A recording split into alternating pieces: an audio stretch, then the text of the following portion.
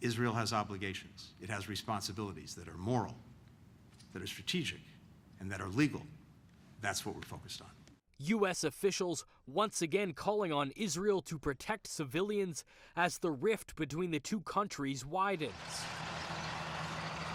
Tensions have been rising over Israel's long-threatened plans for a Rafah ground assault.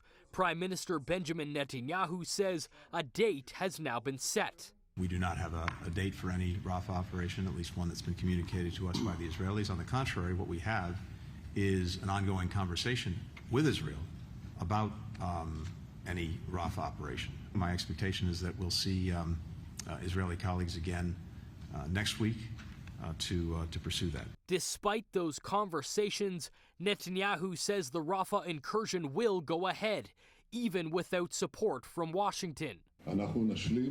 We will complete the elimination of the Hamas battalions, including in Rafah. There is no force in the world that will stop us. Many forces are trying to do this, but it will not help, because this enemy, after what it has done, will not do it again.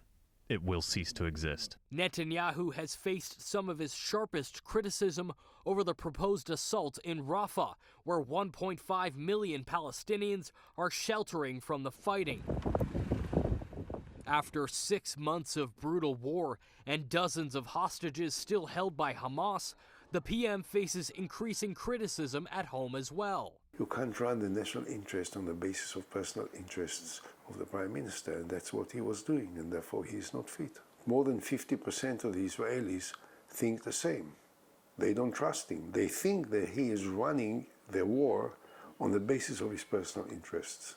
A member of Netanyahu's own war cabinet has called for early elections, but so far, the PM has avoided a trip to the polls. Choghri, City News.